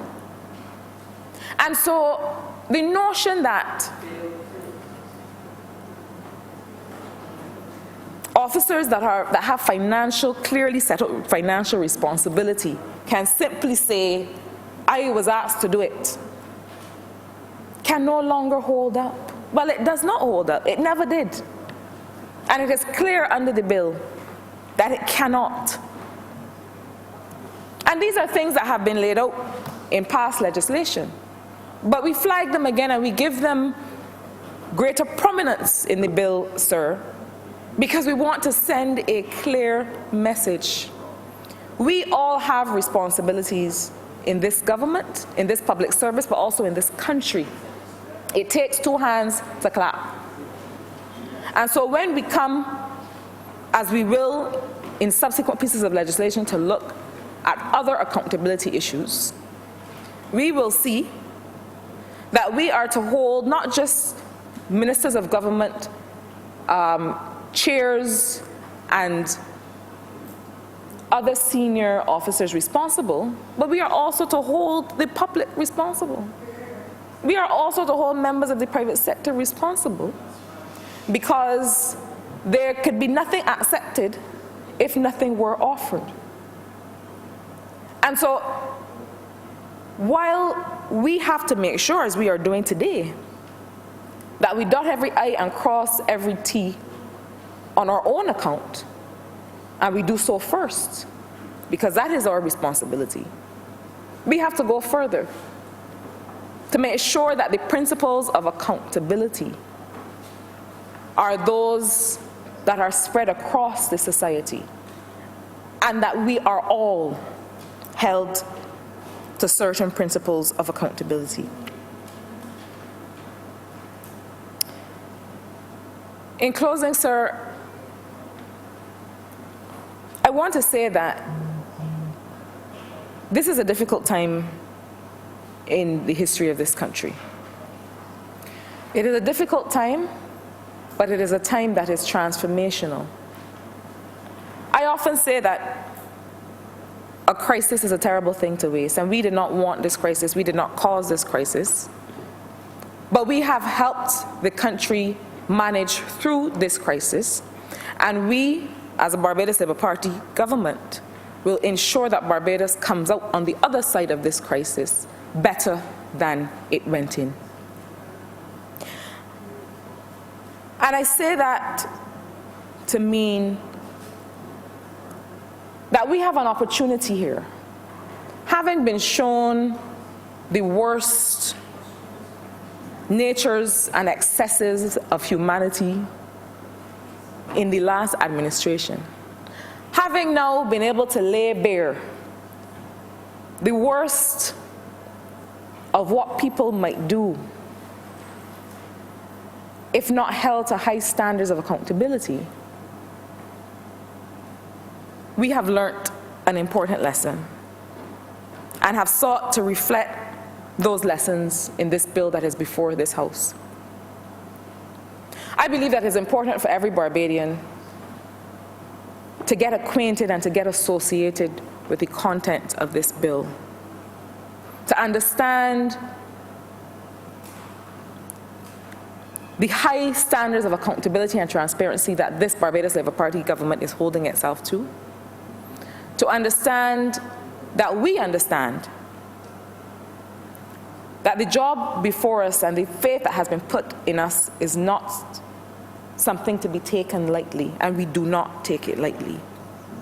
And even while we work feverishly, as we have been, on stabilizing the economy and rescuing the country, we understand that we cannot set aside the transformational part of our agenda. We understand that we cannot wait to send the right signals to ourselves, to our communities, to the country, and to the world, that we know how to behave as a government, that Barbados's fiscal discipline is back, and that Barbados is back. And with those few words, sir, I am obliged.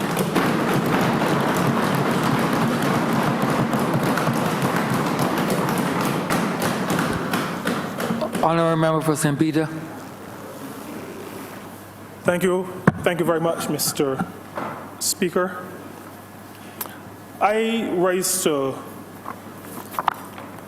give my support to the laying of this, what I consider to be, in some regards, a groundbreaking piece of legislation. A bill that will make provision for the improvement of the management of public finance in Barbados.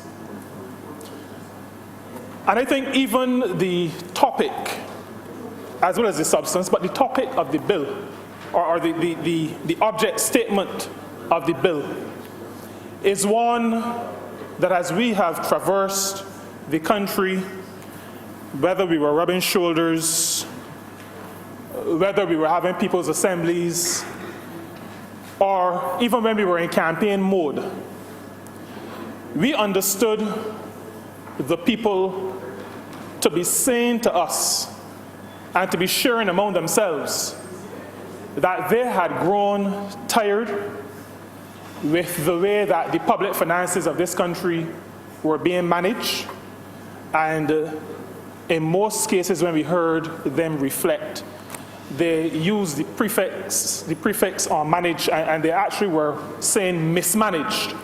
They call some other words too that may not be parliamentary, like tiefing and those other kinds of words, but those are not words that we would normally use here.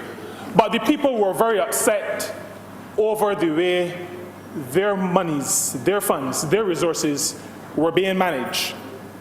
And they said to us, along with what the Honourable Member for St. Lucie would have shared in his last contribution, which was that we need to lock up every crook. But they also said that going forward, even before you were able to lock up the crooks, we needed to set a new framework by which to manage the resources of the country. And government and governing is a high calling. And I reflect on, and the public may not have heard this, but I reflect on the verse used by the chaplain of this Honourable Chamber this morning. And even as he spoke to the advent of the Christ child, he reflected on a passage in Isaiah that spoke to the government being upon his shoulders, to indicate to us that governing, leading, and managing is a high calling. Now, we previously, well, not previously, we still do have a Financial Management Audit and Audit Act, which this bill on passing and becoming an act will repeal and replace. But there are some reasons why new documents, new structures for managing come into play from time to time. And a basic one is that times change, Mr. Speaker. There used to be a time when some of us had no gray hair, and then there are times when some of us have lots of gray hair, but times change. Stress also is a factor, Honourable Member. Well, stress is a factor in the gray hair. I don't think stress is a factor in causing the next point that I want to make, which is that the experience of the last decade has said to Barbados and has said to us as a party that we need new structures with which to manage the finances of the people. Now, the stress is now on the ordinary people of Barbados after the excesses and the alleged infelicities of those persons who once tainted this honourable chamber. But that is one of the reasons why we recognize that we have to establish new and improved structures. There's also, Mr. Speaker, outside of those excesses and misdeeds of the last administration, there's also the matter of an educated and a sensible public. Now, we as a country, and I refer to the taxpayers of this country, have spent many millions of dollars to educate the people of the country. And as people are educated as they are exposed to new practices, they develop different and often higher levels of expectation. And as their levels of expectation rise and increase, then the structures that govern how we do business also have to change, because they expect better, they're exposed to better practices, in some cases best practices, they expect us to do better. And so we have to change our models, change our frameworks to fit the new higher expectations of our people. But another issue that makes this bill important for us to bring to this Honourable Chamber to seek approval is that there were some entities that refer to Schedule 1 and 2, I believe, refer to them as state-owned enterprises and then commercial state-owned enterprises that were set up for good reason. Many of them set up by this Barbados Labour Party when in office at a previous time, but set up to make government and its decision-making more nimble, more responsive. But we have seen over time, and especially during the last decade, a misuse and an abuse of instrumentalities that were set up to deliver good for the people of Barbados. And so once we have seen that, even though we were the party that would have set up some of these enterprises, we are not too big to say that there must be adjustments to the structure that we've set up.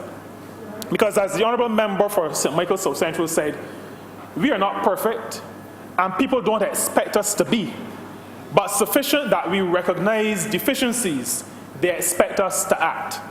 And as a responsible government, coming out of the bowels of a responsible Barbados Labour Party, we recognize deficiencies and we have decided, like good leaders, good managers, that we would act. And that is why this bill is now before this Honourable Chamber. We've been sent to this place to represent people. I've been sent to represent the people of the constituency of St. Peter, including Tree Hill, and the Honourable Member for St. Lucie often says that the people of Tree Hill seem to like him more than they like me. I don't want to say that he is misguided, but the people have sent us here to manage their affairs. All 30 of us are here to manage the affairs of the people. They expect us to protect them, because the funds that we manage, the funds that appear in estimates, are not the funds that the 30 of us bring to government. Those funds are the funds that come from the pockets of hard-working taxpayers in this country. And so when they send us here, they expect us to manage well.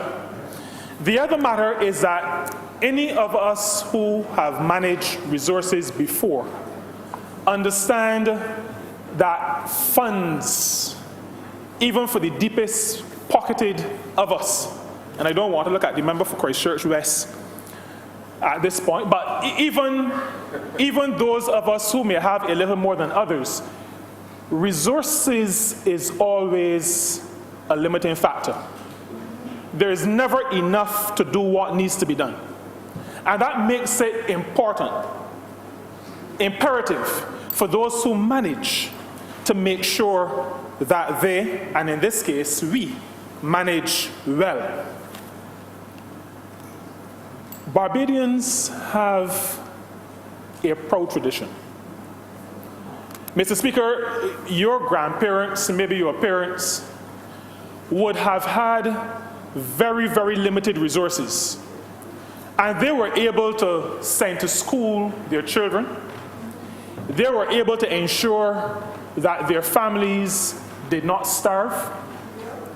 They were able to cook on some days enough to share with those around them. even though they themselves had very little. Barbadians, Mr. Speaker, have a tradition of managing small resources well. And that is why, given the excesses we've recently seen, we have to get back to our noble traditions. We have to get back to managing our limited resources well. And that is why in this bill, we will see references to fiscal responsibility. No, not physical, as we heard so often in the other place during that last decade. It is fiscal responsibility for those in the public who may have been misled. Honourable member is derived from the Latin fiscus, a purse. Fiscus. I enjoy being guided by you, Mr. Speaker, and your knowledge of the language, the foundation language of English. But fiscal responsibility is referred to in Section 5, and the honourable members for Christchurch, East Central, and St. Michael, South Central spoke to them quite eloquently in their presentations. There is a point, though, I want to mention, found in Section 5.2. And Section 5.2 says that the government shall set measurable fiscal objectives for the fiscal responsibility principles and shall report on the achievement of the fiscal objectives to Parliament and the public as required by this Act. The word I want to really focus on, and maybe in some cases to repeat what has been said before, is measurable. Because too often, managers set goals, make plans, but at the end of any finite time period, there is no real way, except anecdotally or from subjective feelings in the hearts and minds of people, to really understand whether or not objectives have been met.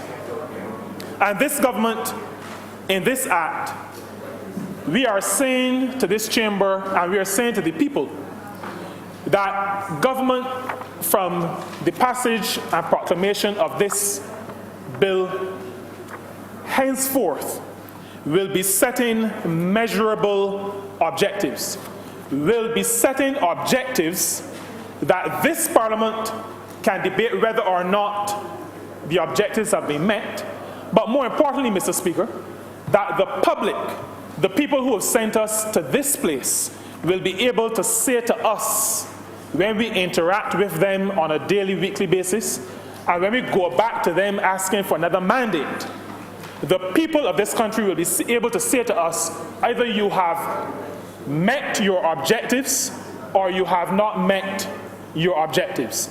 And that is the kind of accountability that we are holding ourselves to, because we believe that as stewards of resources, as representatives of the people, we must be accountable. There must be accountability. There's too much noise in the chamber. This honourable chamber is not a marketplace. It's not Cheapside. So that when the honourable member for St. Peter speaks, I want people to listen. Thank you. We hold ourselves accountable, Mr. Speaker. We also believe that in proper and prudent financial management, there must be transparency. There must be the ability for those on the outside to look in and get an understanding of what is going on. And there also, Mr. Speaker, needs to be discipline in how we manage our resources and how we manage the trust that has been placed on us by the people. Now, any good plan holds people, holds managers, or holds leaders accountable. I want to stay on this matter of accountability for a little bit. In order to hold people accountable, those people have to know what is expected of them. Because while we are angry at the excesses of the past, while we want to lock up every crook, when we set new frameworks in place, there must be certainty. And so, in this bill, we have from Section 10 to Section 16, I believe, quite detailed explanations as to the role of various players in public life in Barbados. Whether that person be a minister, whether that person be a minister of finance, the accountant general, director of finance, a permanent secretary, or any other public officer, chief executive officers of state-owned enterprises. The roles, responsibilities, and expectations of those persons are clearly set out in this bill. And so when we seek to hold persons accountable for their management of the affairs of organizations or of the management of the country's finances generally, they must know what the standard is. They must know what they are being held accountable for. And this bill sets that out very, very clearly. This bill also sets timelines for publishing information. And the Honourable Member for St. Michael South Central spoke to that quite clearly. And I would only want to say that it is important, again, we speak to certainty, it is important that people know when and where. And so if there's information to be provided, then people ought to know when to expect that information. And in the process of allowing those who sent us here to hold us accountable, we are saying to the people of the country, these are the timelines that we will hold to as we provide information not just to this chamber, but as we provide information to you, those who sent us here. One of the more interesting parts of this bill, which is one that I'm interested in because of my past experience leading in the private sector, this whole matter of matching plans to performance. Too often, in both the private and public sector,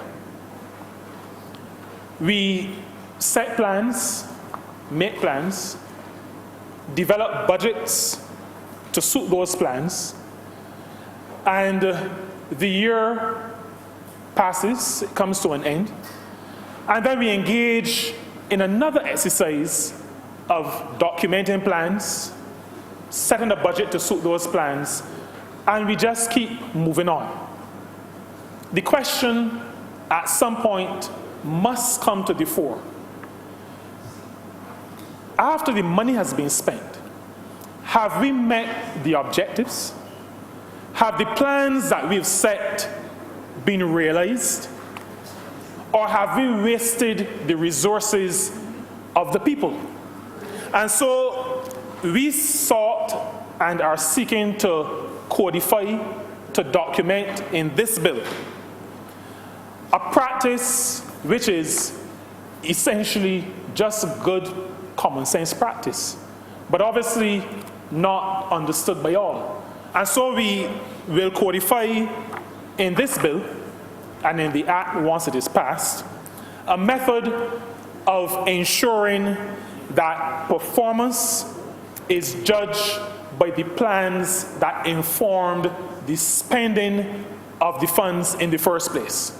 We need to make sure that we're not just throwing money away, throwing money after some fanciful idea, but that the plans that we've set are being implemented, are being executed, and the funds are being properly managed in the execution of those plans. The mid-year review is one of those instruments that we will use and that governments now and in the future will use to ensure that there is some correlation between performance and the plans that should have informed that performance. Another area, and I spoke to transparency a bit earlier, but another area that this Labour Party is very strong on is the whole matter of sharing with the public. And at section 23, reference is made to publishing information, making it available to the public.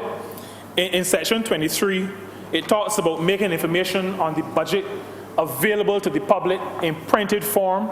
In other sections, it speaks to publishing information on websites of government so that the people whose resources we manage must be able to have the information by which they can judge our performance as members of this honourable chamber.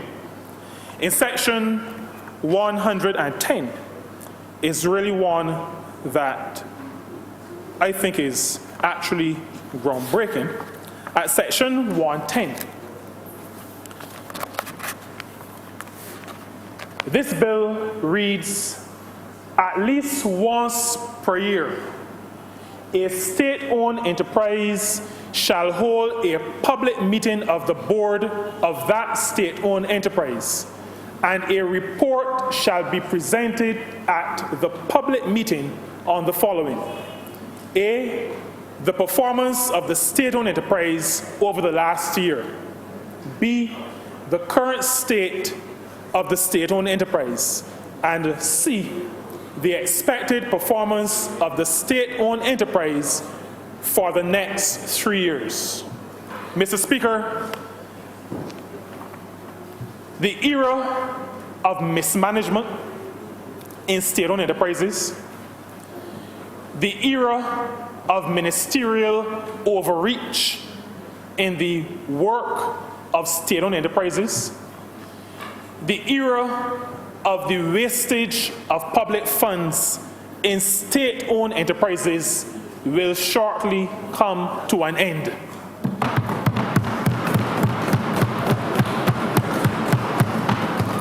And I want to say through you, Mr. Speaker, to the people of Barbados that the realization of that goal, bringing these wastage, excesses, corruption even in state-owned enterprises to an end, lies in significant measure in the hands of the people of this country. There will be public meetings, and the people of this country will have an opportunity to hear from those who lead these enterprises that spend their money. We'll be able to hear from them. We'll be able to understand what is going on, and we'll be able to find out how their money is being spent. And I think that is something groundbreaking. I think it speaks, Mr. Speaker, to how people should be treated. The people we represent, Mr. Speaker, have to be treated as being part of the governance of this country. Their role is not an every 5-year role. The people who sent us here must keep our feet to the fire and must keep the feet of every other government to come to the fire. They must hold us accountable, and we must be man and woman enough to be held accountable by the people whose money we spend, the people who sent us here to manage on their behalf. Section 88 of this act, of this bill, Mr. Speaker, is a very short section, but as I read it, I had cause to reflect on the order paper of the last Parliament, and to remember that there was maybe what the Honourable Member for St. James Central would call a sword of Damocles. being held over the heads of the last Parliament.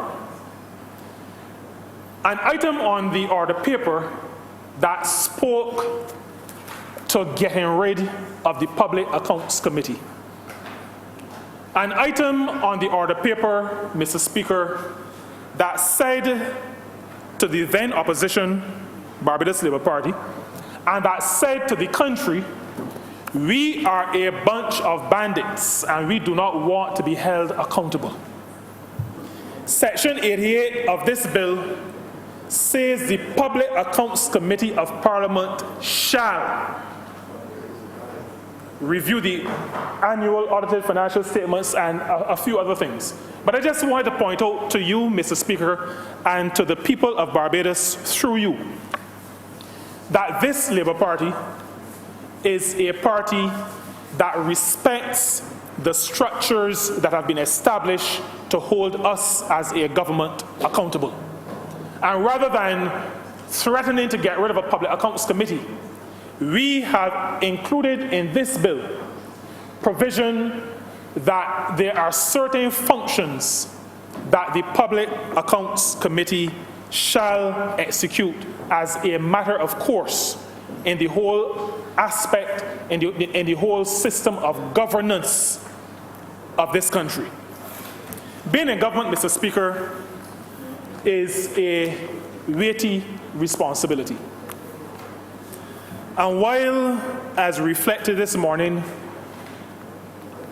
that the Christ child came and the government of this world was on his shoulders, we haven't been called to this place to represent the people of the country, also have the weight of government on our shoulders. And we owe it to the people, even at this Christmas season, to say to them that we recognize the responsibility that has been placed on our shoulders. We understand that we have been sent here to manage well. We recognize that the people became frustrated to the point of anger over the excesses and the mismanagement and the incompetence of the last decade. We recognize, Mr. Speaker, that we are being held not just to a high standard, but we are being held to a reasonable standard. And so I want to say through you, Mr. Speaker, that we as a government, even as we debate this bill, we will be faithful to the trust placed in us by the people. We will execute the mandate of the people. We will be accountable, there will be transparency, and there will be discipline in the way we manage. And we expect that having done that, the people and the resources of the people will be used in the benefit and for the upliftment of the people of this country. And with those few words, Mr. Speaker, I'm obliged to you.